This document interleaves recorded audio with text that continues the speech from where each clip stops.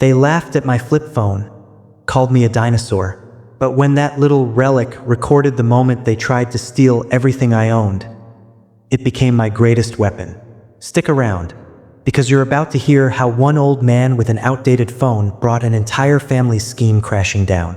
Like, share and subscribe, because sometimes the smallest things carry the biggest power. Name's Henry Carter, 76 years old, retired electrician, widower, and apparently a walking punchline in my own family. I don't have an iPhone. I don't own a tablet. I don't even like those tap-to-pay cards. Instead, I carry around my 2009 Motorola flip phone. Scratched casing, a hinge that clicks like a bad knee, and a tiny monochrome screen. Why? Because it works. It gets calls. It sends texts. And it has one little feature I've used for years, a voice memo recorder. I used it for grocery lists, repair reminders, and fishing notes. Nothing exciting. At least not until that Thanksgiving. Scene: Thanksgiving dinner, Peter's house. The table's groaning under turkey, mashed potatoes, stuffing. The grandkids are all glued to their phones. I pull out my flip phone to check the time. The hinge clicks. My granddaughter Emily looks up and smirks. Emily, Grandpa, does that even get internet? Me, nope, but it gets calls. And that's all I need. Peter, laughing, Dad, they give you new ones for free now. You're basically carrying a brick with buttons. Emily, you could at least get something that takes pictures that aren't pixelated. I just smiled and tucked it back into my shirt pocket. No point in arguing, but deep down, I felt like I was being patted on the head like some clueless old man. What they didn't know was that in less than 6 months, that brick would hold their future in its tiny little memory card. A couple weeks later, my son Peter called me up. Peter, Dad, you busy? I want to swing by. He showed up in his shiny SUV, came in like he owned the place, and started looking around the living room, the same living room his mom decorated 40 years ago. Peter, you know, Dad, this place is way too big for you now. 3 bedrooms, 2 baths, for one person? Makes no sense. Me, I like the space. Peter, yeah, but the market's hot right now. You could sell, get top dollar, and live easy somewhere smaller. No yard work, no repairs. I could hear the pitch in his voice. I'd done enough business deals in my life to know when someone was trying to sell me something. Me, I'm fine here. Peter shrugs. Just think about it. You're not getting any younger. 2 weeks later, Peter invited me over for what he called a family planning dinner. My gut told me it wasn't about holiday menus. Before leaving the house, I flipped my phone open, scrolled to voice memo, hit record, and slipped it into my shirt pocket. When I got to Peter's place, everyone was there. Sophie, my daughter, Peter's wife Karen, the grandkids Emily and Josh. Even the wine was already poured. The moment I sat down, Peter took charge. Peter, Dad, we've been talking, and we think it's time to make some decisions about your future. Me, decisions like? Sophie, selling the house. We found a great assisted living place, close to us. Nice community. Me, I'm not moving. Peter frowned.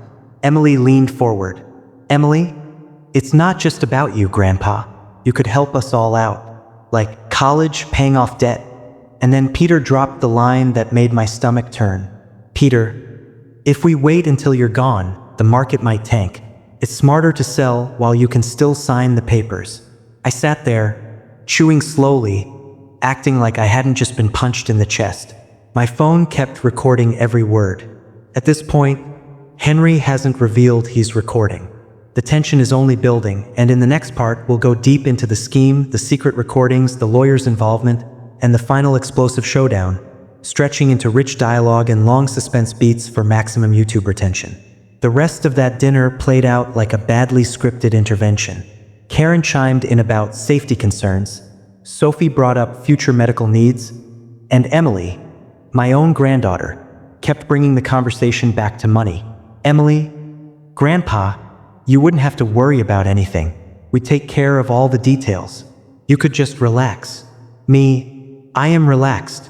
Peter, smiling tight. "Dad, don't make this harder than it needs to be." The hairs on my arms stood up. It wasn't what they were saying. It was how they were saying it. This wasn't about my comfort. It was about getting me out of that house. When I got home, I made a pot of coffee and sat in my recliner. I flipped open the phone, scrolled to the memo, and hit play. The voices poured out. Peter's calm but pushy tone. Sophie's manipulative concern. Emily's casual entitlement. And then, that one sentence again. "Peter, if we wait until you're gone, the market might tank." Hearing it a second time, it hit harder. I didn't confront them right away. That would have been emotional, and emotion gets sloppy. Instead, I decided to play the fool. Over the next month, I started forgetting my phone in the living room during visits. Every time the voice memo was running, I caught Sophie on the phone with Karen. "Sophie, once the house sells, we can pay off Peter's truck, my credit cards, we'd be set." I caught Peter in the kitchen with Mike, a family friend. "Peter, if he digs in his heels, I'll just push harder. He hates conflict. He'll cave." And then at Emily's birthday party, the jackpot. Peter was leaning on the counter, beer in hand, talking to Mike again. "Peter, I swear, if he doesn't sign soon, I might have to speed up the process." Laughs. "Kidding. Unless he keeps saying no." They laughed, but I wasn't laughing. I made an appointment with my lawyer, Marlene Price. She's sharp, mid-50s, no nonsense, and she's been handling my affairs since before Peter graduated high school. I walked into her office with my flip phone in one hand and a thumb drive in the other. I transferred every memo, over 3 hours of conversations. She listened, leaning back in her chair, her expression going from mildly curious to tight-lipped serious. "Marlene, Henry, this isn't just pushy. This is elder financial abuse. They're strategizing to pressure you into giving up your home. If they tried to force a sale, this would bury them in court." Me, "I'm not leaving my house, Marlene." "Marlene, you won't have to, but we should move the title into a living trust. Put it under a trustee you actually trust. Someone outside of Peter's reach." I thought about it for a minute. Only one name came to mind. Claire, my late wife's niece. She lived 2 states away, but she'd been calling me every week since Linda died. A week later, Claire and I sat in Marlene's office. The papers were signed, notarized, and filed. My house now belonged to the Carter Family Trust, and I was the lifetime tenant, meaning I could live there until the day I died, no matter who wanted me gone. Peter didn't know. Sophie didn't know. Emily sure as hell didn't know. I decided to keep it that way, at least until the right moment. Came in late spring. Peter showed up on my doorstep without calling, wearing that salesman smile. "Peter, Dad, we've decided. We're listing the house in June. I already talked to a realtor. She thinks we can get $650,000 easy." Me, "We've decided?" Peter, "Look, I know change is hard, but this is the smart move." I stood there, letting him run his mouth. Then I walked to my desk, opened the drawer, and pulled out my flip phone. Me, "Peter, do you know what this is?" Peter, rolling his eyes, "Yeah, your ancient phone." Me, "It's also a recorder, and it's been running for months." I flipped it open, scrolled, and hit play. The kitchen filled with his own voice, laughing about speeding up the process.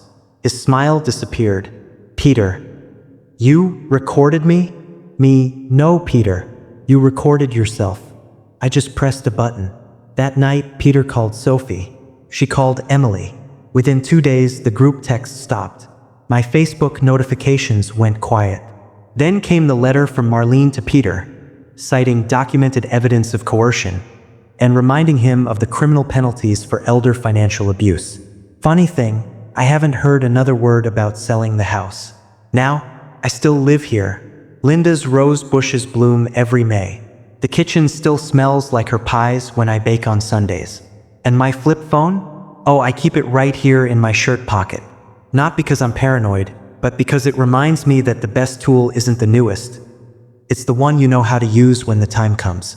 So, AITA for protecting my home with a little outdated technology? You tell me. If you think Henry was right to stand his ground, smash that like button.